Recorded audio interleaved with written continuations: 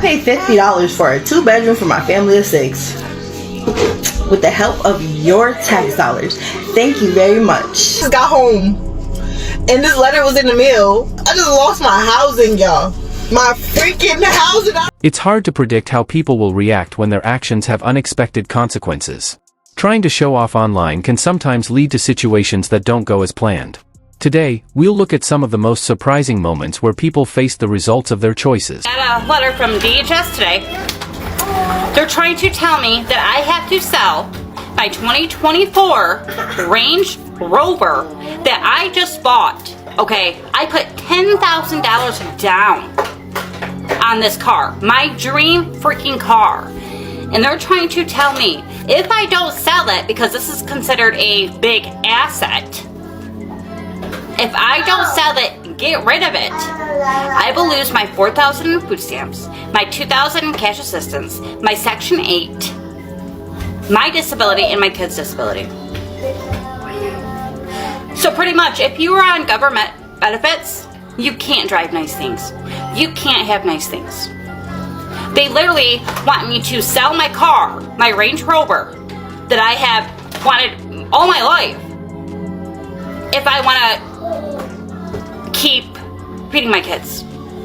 They're literally taking the food from my children's mouths because they know I can't work. I cannot work. It's been 13 years, okay? 13 years. Over a car? Over a Range Rover? Are you kidding me? This is what they're doing to us. This is what they are stripping our rights. Putting a large amount of money toward a luxury vehicle while receiving financial assistance can raise questions about budgeting and priorities. Major purchases often come with ongoing expenses, and managing finances responsibly requires considering long-term costs.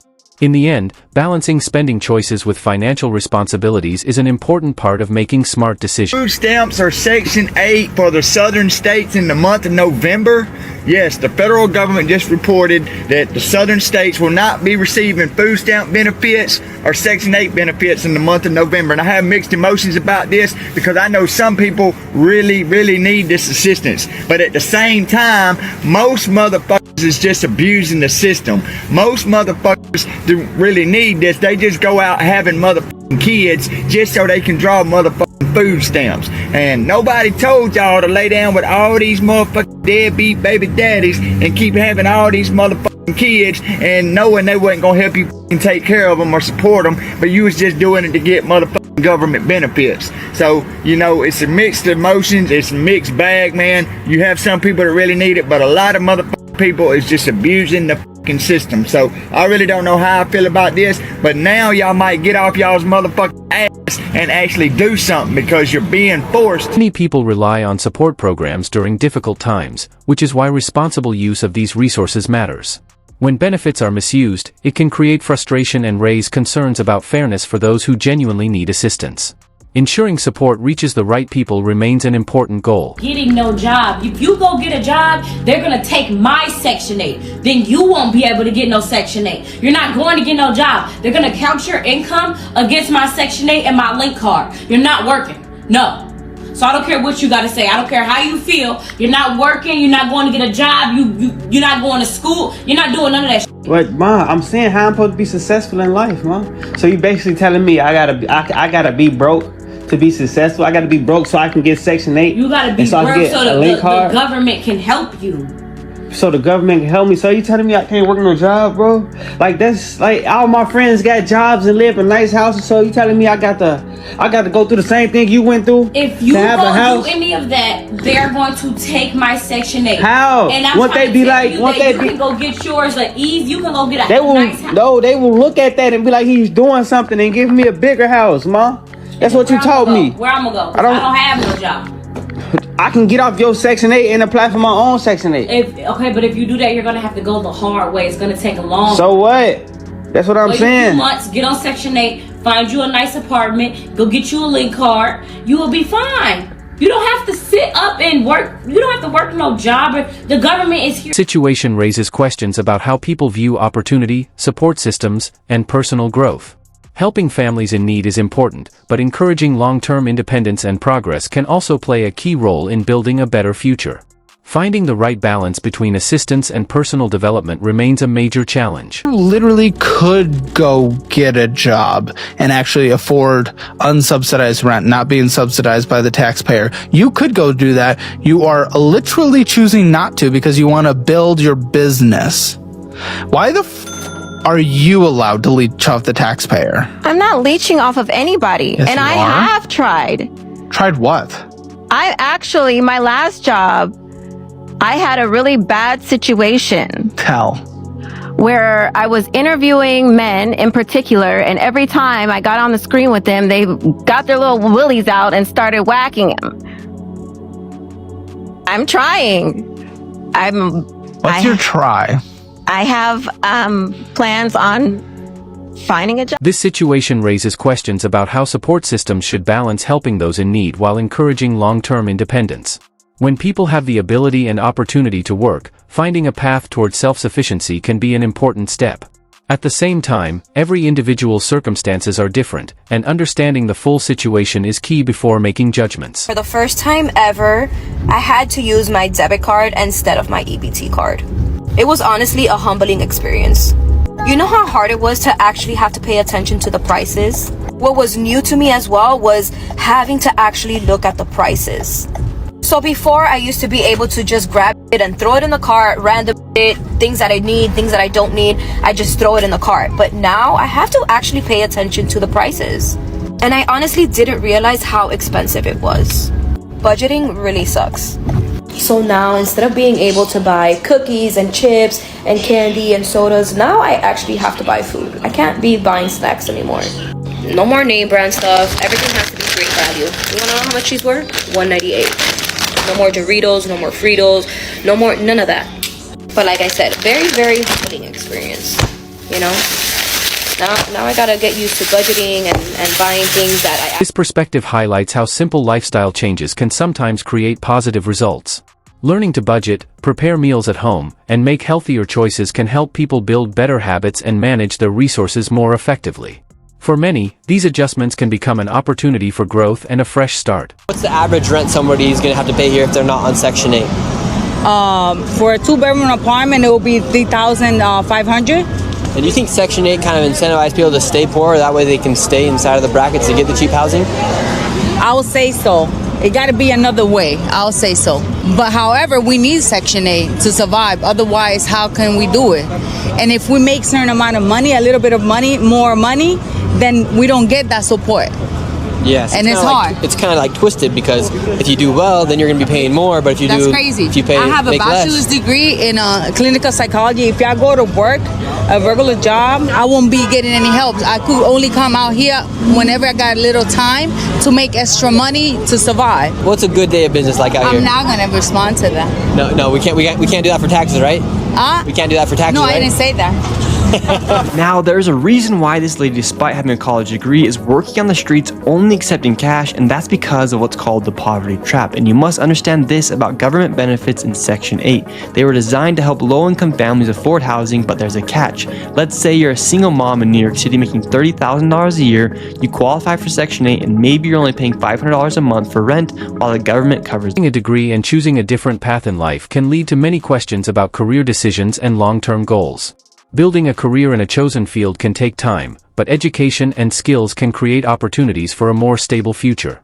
Making responsible choices and finding a sustainable path forward are important steps toward personal growth. One is there's no appreciation that they will destroy a house and feel no remorse moving on to the next one.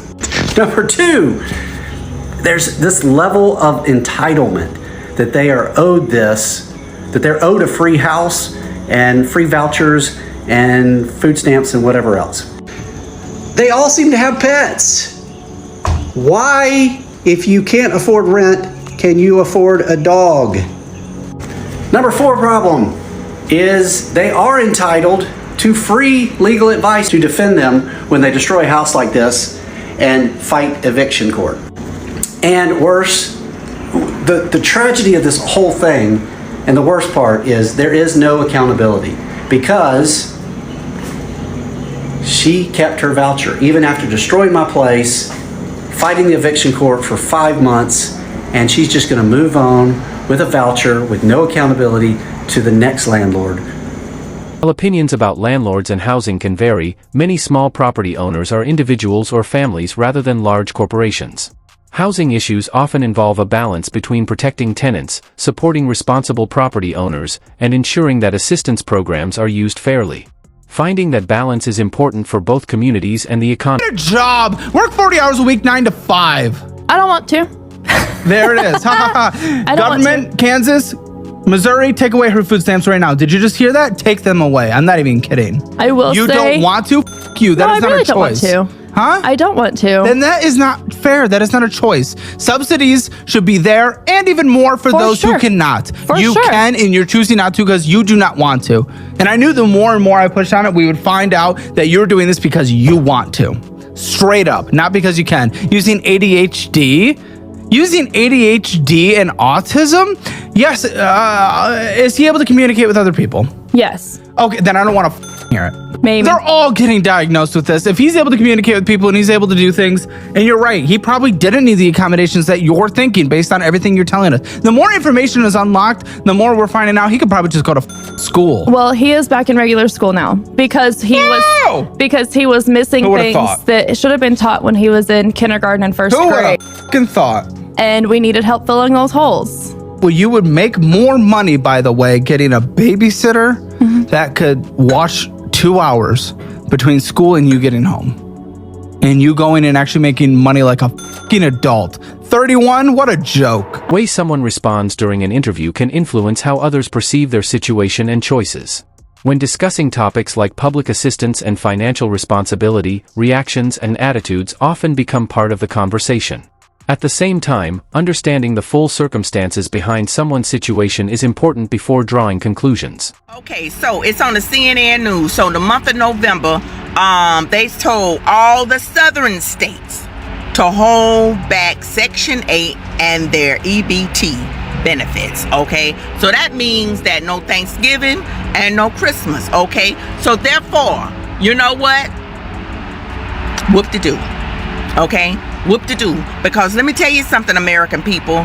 It was only supposed to have been a temporary thing. Okay, I'm hearing people all up on this internet here talking about what they're gonna do. They was getting $4,200 a month. Oh, what they was gonna do? They was getting $1,200 a month in food stamps. But they all on iPhones. You're on iPhones, you're on Android. That's a luxury, okay?